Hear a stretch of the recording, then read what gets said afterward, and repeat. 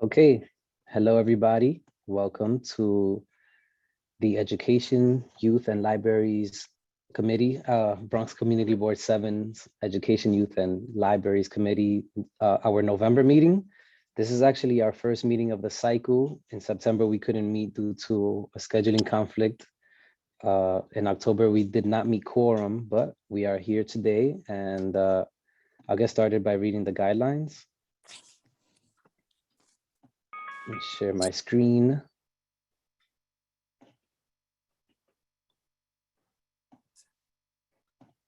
Okay, so good evening, everyone. My name is Lauris Acosta. I'm the chair of the Education, Youth and Libraries Committee at Bronx Community Board 7. The agenda is as follows. We'll do introductions and attendance. We won't need to review the previous minutes or last month's, or there aren't any follow-ups for last month. We'll see if we have any DOE, NYPL, or CEC updates. We have Adam of Councilmember Eric Dinowitz's office, and we'll have a motion to vote on after that as he introduces a bill. And then I'll have an update on DeWitt Clinton's high school. I know that the community has been concerned, so I'm gonna share an update. I was able to meet with leadership there. And then if anyone is here that I did not mention, feel free to message me and we can get you on the agenda as well. So the agenda is as follows. I don't even know if I'm supposed to share this, but here it goes. On September 22nd, Mayor Adams issued Executive Order 210, extending the state of emergency through October 22nd. That actually got extended to November 22nd. Accordingly, boards are able to continue to act under the state of emergency section of the video conferencing law, chapter 56 of the laws of 2022, part WW. This allows the board to continue remotely. Minutes and video recording will be made available on our website. If you are calling into the meeting on the conference, controls while joining from landline or cell by calling dial-up number. I'm sorry, I messed that up. But if you called on a landline, here are the commands to mute or unmute yourself. You enter *6 to mute or unmute yourself and *9 to virtually raise your hand. How we will run this meeting is as follows. Here's the code of conduct for our meetings. Bronx Community Board 7 has the right to remove and or ask a member of the public to leave the meeting or block participation of anyone who engages in inappropriate conduct, including but not limited to obscene or offensive images or language, personal attacks, threats, or any other behavior that reasonably impedes the orderly administration of the meeting. Repeated offenses will be reviewed by the board's executive committee or any other assigned committee for a ban. Okay, if in-person outbursts or attacks continue, this will be considered disturbing the peace and the authorities shall be summoned. Everyone besides the speaker/presenter will stay muted throughout the meeting. After each presentation is over, I will inquire if committee members have questions. Committee members will signify that they have a question by pressing the raised hand button on your screen or request to speak through the chat or when the chair opens the floor. Members of the committee who have joined through the online link will be able to ask questions and make a brief statement on the item after each presentation and after the committee has had an opportunity to ask clarifying questions by pressing the raise hand button on your screen or to speak or request to speak through the chat when the chair opens the floor. Did I just read that twice? No, I did not. Okay, only those recognized by the chair of the committee will be allowed to speak during the allotted time. We will stay on topic with the agenda items and any other items acknowledged will be new business. Following the questions, discussion, and the public comment portion, the committee will begin their discussion after each presentation/agenda item will conclude with a decision to vote on a recommendation. When the agenda is finished, the meeting will be adjourned. If there are any questions relating to meeting software or to our process, please use the chat function or raise hand function now or contact the district manager. Okay. Was my screen sharing in the first place? No, were you trying to? Originally, but I can do that while I do attendance so I can reshare. I thought my screen was sharing. Okay, if it doesn't, I'll let you know. Thank you. Okay, 1 second. while I take attendance.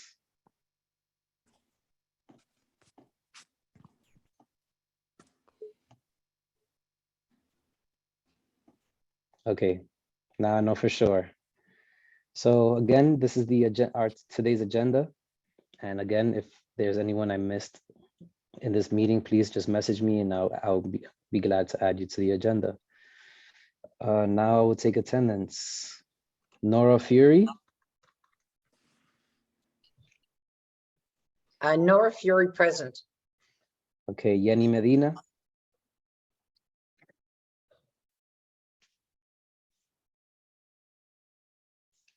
Yenny Medina.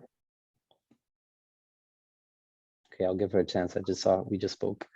Clyde Plazari. Present, sorry, bath time. Okay, okay, it's all good.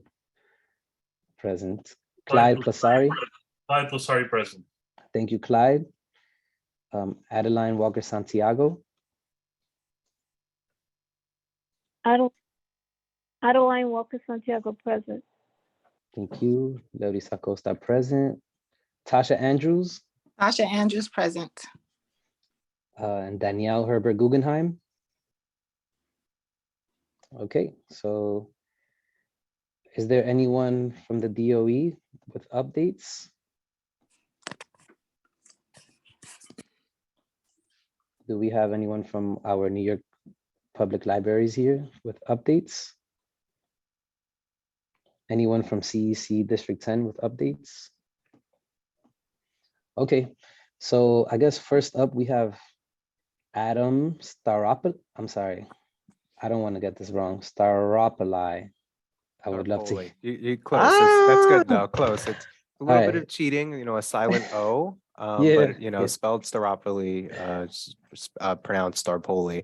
But I appreciate that, Mr. Chairman. Thank you very much for the introduction. Good evening, everyone. I'm so happy to join CB7's Education, Youth, and Libraries Committee this evening, particularly as it relates to a piece of legislation that Councilmember Dinowitz has introduced into the City Council and had also been heard before the Higher Education Committee just recently. This is introduction number 0660 of 2022.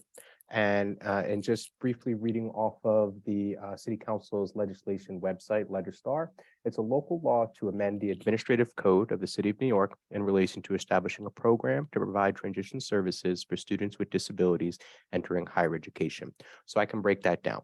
What the goal of this bill is to take instances where you have, let's say, K through 12, a student may have an IEP, which stands for an individualized education plan, which is usually some sort of accommodation for disabilities in schools, from things such as a little bit of extra time on a test, being able to take a test in a quiet area, whatever accommodations are deemed necessary.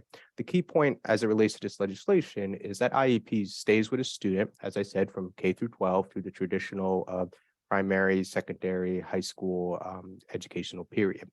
Should a student wish to pursue college and go beyond just 12th grade, that IEP sort of disappears, in that a student would have to actively on their own go to the college, him or herself directly, and say, I had this IEP plan when I was in high school. I needed it for reasons of for whatever they might be. And so I would like to continue to have those resources or to have that plan so I can pursue my education going forward, however I may want to do so. So we were concerned about that sort of gap that could happen theoretically between leaving 12th grade and going into the first year of college, where unless a student, again, personally chooses to actively engage in an Office of Accessibility at their college, that they otherwise would not get the IEP continued as they had in secondary school, elementary school, et cetera, et cetera. So what this bill would do in terms of working with city agencies already, because the Department of Education does have that data, does have the IEP plans for every student that goes through the public school system and goes through the school system in the City of New York. The bill would require the mayor's office for people with disabilities to establish a program to help high school students with disabilities who are graduating in the school year to obtain accommodations at institutions of higher education. Now, our goal was to target CUNY, Unfortunately, the Higher Education Committee, the City Council can't legislate CUNY directly. So the council member wanted to get a bit creative in terms of how we could legislate and solve this issue that he identified, that sort of gap in making sure that students are able to continue in their academic success by having the accommodations plan that had been established in earlier years of school. So since the Department of Education already has the IEP plan information available, this bill would essentially require a conversation between the Department of Education, the Mayor's Office of People with Disabilities, so that colleges would be aware that students have these IEP plans previously. So in some of the research that we had done, we had found that oftentimes students would not, again, pursue these accommodations after a year or half a semester in which they failed. And so it doesn't make sense for two reasons from the council members' focus to allow a student to fail, even if knowing that they need those accommodations that they had when they were in earlier years of school. The first reason is just from a financial point. It doesn't make sense that we want to invest in our students and invest in our schools just to have them unfortunately fail through no reasons of their own, knowing that there are plans that can help them have academic success on the first point. But secondarily, on a moral point, it just doesn't make sense that we have a system where our students that we want to set up to do well, hopefully go to schools in our city, continue to work and contribute and continue to live in our city. It doesn't make sense that there's a system that exists where they can sort of slip through the cracks for the accommodations that we already have a system in place that we can get for them to allow them to continue to their academic success, and therefore to allow them to proceed to continue to do what great things they can do educated here in the city of New York. Again, so they choose to live in the city of New York, hopefully work in the city of New York, and continue to contribute. So I'm going to drop into the chat the link to the council's website if you wanted to read more about the legislation. This is a key priority for Councilmember Dinowitz in the City Council. We had a very, very good hearing, and I can share with you as well and with the chairman as well the link to the video of the hearing as well. But we're hoping to get your committee's support, your community board support in pushing forward with this bill. We've already had quite a number of other members sign on to this bill, quite a number of members from the Bronx delegation as well. But any support that we can have from the community, from our community boards, that we can then say to our colleagues in the city council, this is something that the Bronx wants to do. This is something that the council member wants to pursue, knowing that the people are sharing with us that this is what's important for them. It's most ideal for us if we could have your support in pushing forward on this number one priority legislative wise for Councilmember Dinowitz. I'd be happy to take any questions, and if I don't have any answers immediately for you right now, I'd be happy to follow up with you or the chairman, whatever is easiest for any of you. Thank you so much, Adam. That was info packed. Does anyone from the committee have any questions? Okay, does anyone from the public have any questions? Okay, Adeline, go ahead, Adeline. Hi, Okay, you got it. I wanted to, hi, this is Adeline. How soon will this bill be passed if it goes through, and how soon will these services be available to the students after it's passed? Will this be next year or starting February? That's a very good question. So for those that don't know, there are a couple things that have to happen in the council in order for a bill to be voted on by the council as a whole at a stated meeting. The first thing is for it to go through a reading of its first real bill reading, they'll call it, in the first hearing by the Higher Education Committee. What would be next most immediately would be the Higher Education Committee to have another hearing by which then the members of the committee could then vote on that legislation to then have that be sent further to be voted on at the stated meeting. In terms of when the law would take effect, again, that would be dependent on when the bill would come before the council at a regular stated meeting. The law takes effect 150 days after it becomes law, except that the Commissioner of the Office for People with Disabilities shall take measures as are necessary for the implementation of this local law, including the promulgation of rules before such date. So most immediately, again, assuming there's no amendments to the bill as is, the local law would take effect 150 days after it becomes law, as in either signed by the mayor, or if the mayor chooses not to sign it, I'm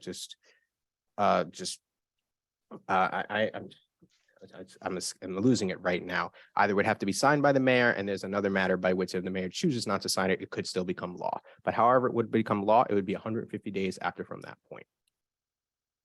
Thank you. Does anyone from the public have any questions for Adam?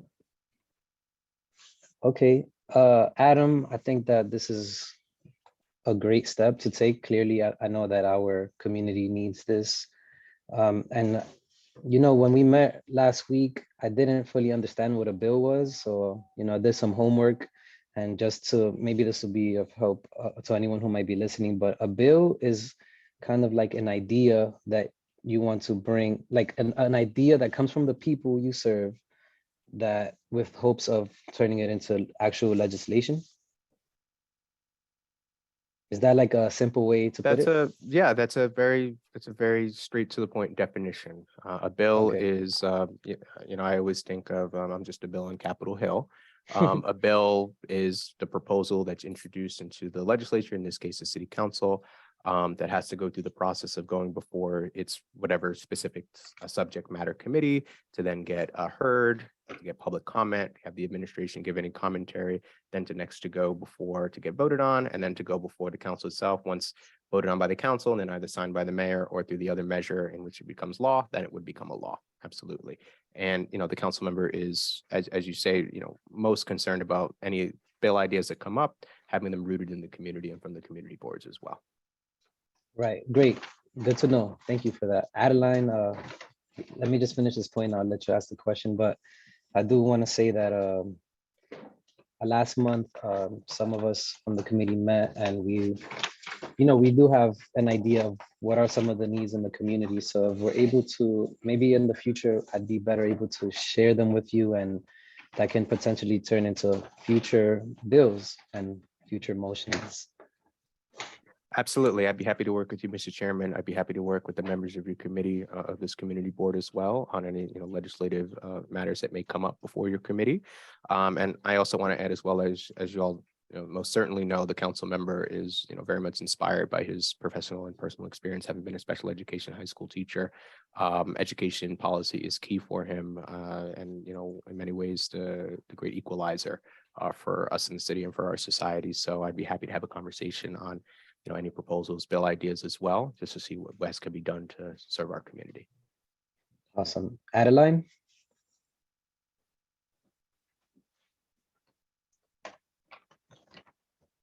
Yes, I have a question again. I'm sorry. The bill you're talking about, would it also entail those who graduated, let's say, 10 years ago, and want to go back to college at this point?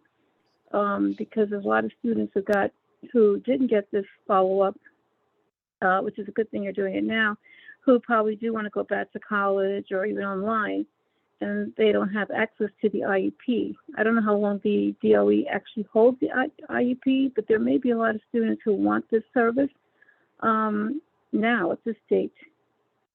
And I was wondering how far back you're going to help these students who graduated, let's say, 10 years ago or 5 years ago. That's a very good question. I appreciate you raising that. So this particular legislation focuses on students graduating in the current school year, but I would be happy to raise to the council member, you know, this population that you highlight of those that, you know, may want to go back to school, or even I've heard of students that struggled to get the accommodation that they knew they had navigating through the college system, university system, and they chose to drop out and not continue their studies and their education and such. So while this bill doesn't necessarily address what you raised specifically, I would be happy to go back to the council member to bring this up, because I think it raises a pretty important point and targets a pretty key population that should be brought into this topic of conversation for, you know, academic development and academic excellence for our city students. I would appreciate an amendment if they can, because I think a lot of students try to go back to school without an IEP and have dropped out and really want to go back to school, but they can't do it without the accommodation. So it'd be good if they can make an amendment to this bill to encompass those students from the past. I don't know how long the DOE holds IEPs, so maybe that could be looked into also. Can students get access to the IEP? And if they do hold them that far back, let's say 10 years or so, can this bill be applied to them? Because we've lost a lot of students because of that to higher education. Absolutely. I think that's a good starting point, in terms of this dive into the research behind that question of how long the DOE would hold the IEPs. I don't know most immediately off the top of my head, but I think, as I said, this is a good starting point to bring this possible addition to the bill to the council member as part of a broader conversation. I'd be happy to do that for you and for the committee as a whole. Thank you. Okay, thank you so much, Adam.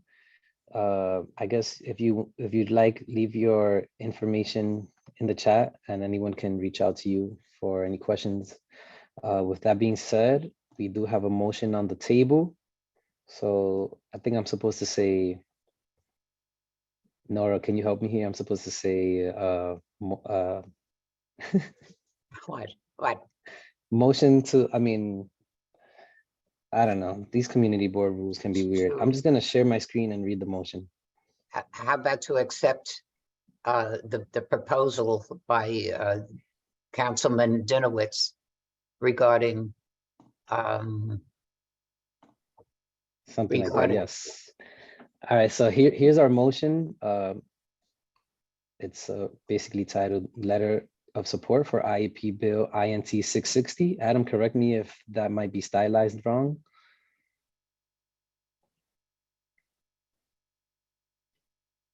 I was trying the unmute button. Mhm. I can, that's fine. I can send you another possible Perfect, yeah. framing of it. Mhm.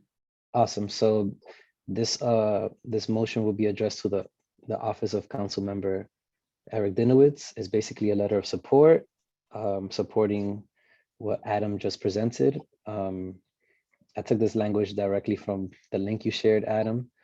So with that being said, I'm going to move the motion forward and we'll move to a vote. I'm probably doing this the wrong way, but I guess you get the point. You're I'll doing leave- it good, Leoris. Hey, good to know. So I'll leave myself for last, but she's absent.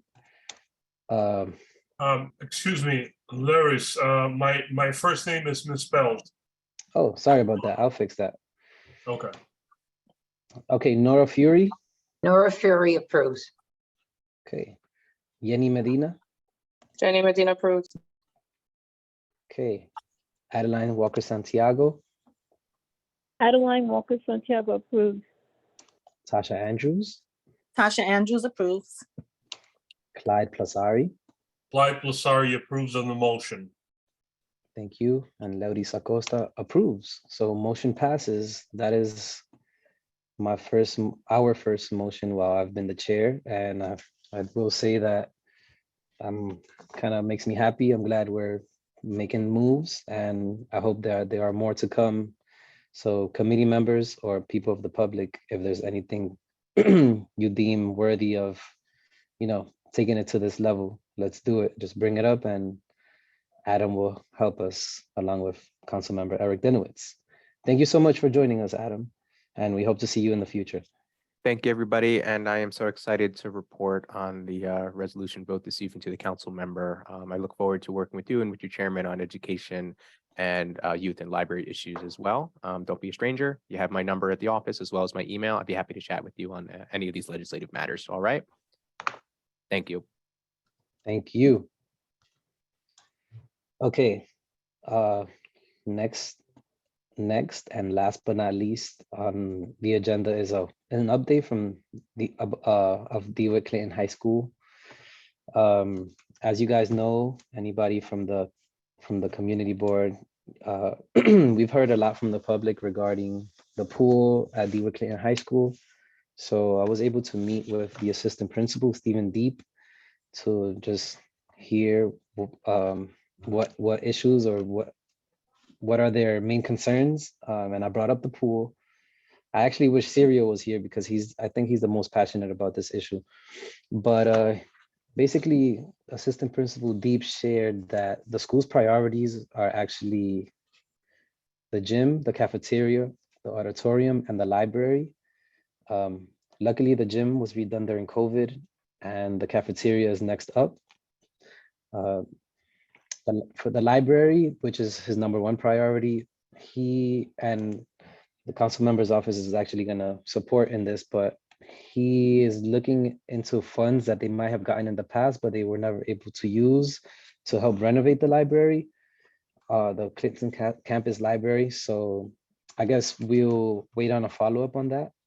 And regarding the pool, he shared that it was last filled in 2018, but it leaked and they're not sure where the water went. So his number one need is for the DOE to send a structural engineer with pool experience to assess the damages and I guess come up with the potential cost to renovate it. And then at that point, would he be able to, get a quote and I guess get help from elected officials or the DOE or whoever that may be. So that's just an update for the public. I guess there'll be more details to follow, but it's good to hear from the school themselves and to hear what needs they have.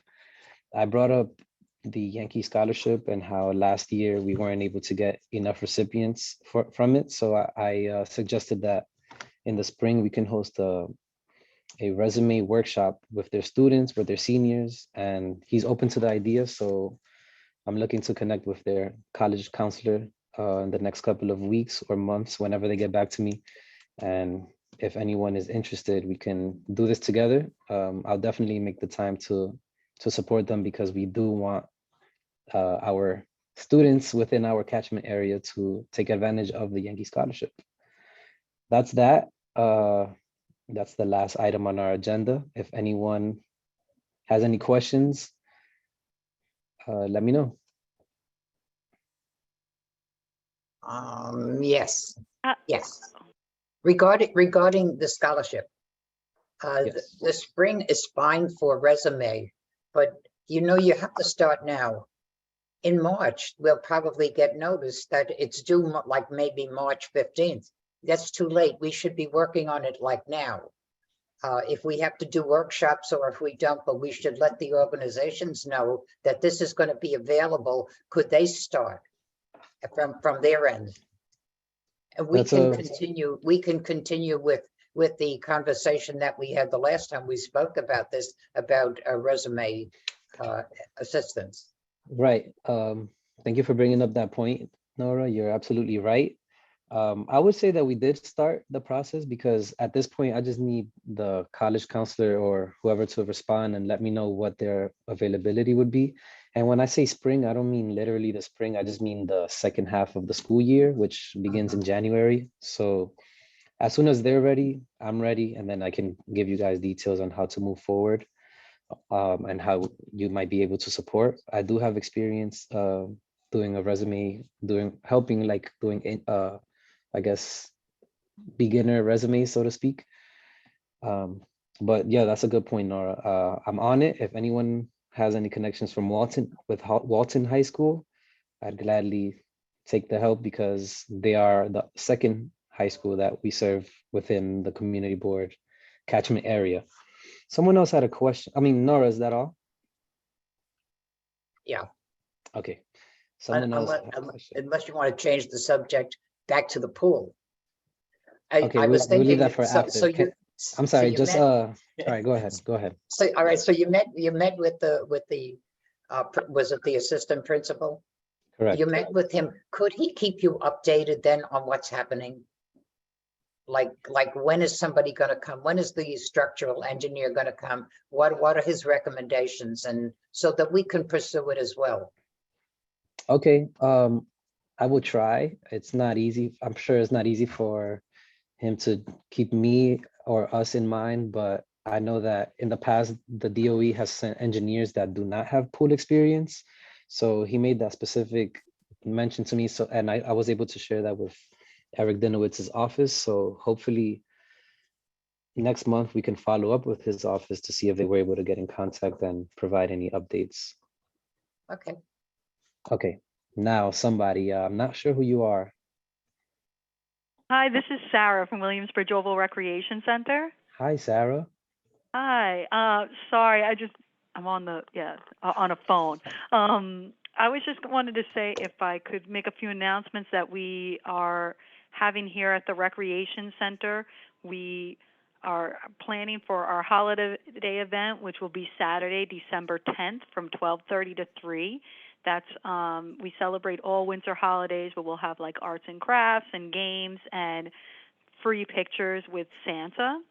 And then also we started Boogie Down Bronx Pen Pal program. So we have children elementary school age writing to middle school and high school students, and they write back and forth to each other. Just each week is like a different topic. If it's about fall, if it's about leisure activities or what you look forward to in school, things like that. So if anyone is interested in like a class or a group, or if there's some teens that would like to take part in it for community service, we're looking for people for that. You guys have my email, but I'll say the phone number here is 718-543-8672. So you could always reach out. And as usual, we have arts and crafts programs here at the Rec Center, and that's happening on Wednesday and Friday afternoons, and also on Saturdays and Sundays at 12 o'clock, where kids of all ages can take part in those activities. We also just started on Sundays a toddler program starting at 11, followed right after that by the art and craft at 12. Sarah, I'm That's so it. I just want happy. a lot of information. Yeah. I'll make sure I'll get that in the notes once I submit that, and that'll go out to the people. I'm so happy you joined us. When you talk about education, youth, and libraries, you guys kind of hit all three. So I'm always happy to have you present at these meetings. And I'm super excited to hear about that literacy incorporation on the pen pals, as well as the toddler program. So awesome. I hope, are they well attended? Yeah, so we really just started getting going. So we just reopened on Sundays starting last month. So right now we had about, on Sunday, I would say it's like between 5 and 10 people come, and it is all free for those activities. They just sign up for a free membership. And right now the Pen Pal, we're working with like a school group from one of the local schools here, and also our after-school program, and also working with an organization called Build On, and they're teen volunteers. So they're helping us out. But she does that Tuesdays and Thursdays from 4 to 6. But awesome. Great. All right, great. Thank you for sharing. I actually used to volunteer with Build On when I was in high school, so I'm glad to know they're still around. I know they do great work. Thank you. Does anybody have any questions for Sarah? Thank you, Sarah. Okay, great. That concludes. I did see this comment from Amanda Wilson. She covers the community board for Councilmember Dinowitz. So she said to reach out to her for any questions. I will note your email down, and just know that people are really concerned about not only Leeward Clinton High School, but the pool. So that would be nice if we can get some follow-up on that in the upcoming months, as well as the potential funds that they will have available for the library. But thank you for sharing that, Amanda. On that note, we are done here. Our next meeting date, I'm going to reach out to each one of our committee members to see what our availability will be like in December. We might not meet, but I see the week of the 12th might be the only chance we have to meet. So hopefully, if you guys are willing and able, we can have a meeting, and you never know. I guess on that note, motion to adjourn. Motion to adjourn. Okay, thank you, Nora. And that is all. Thank you, everybody. I'll see you next time, and have a good night and happy Thanksgiving. Okay, same to you.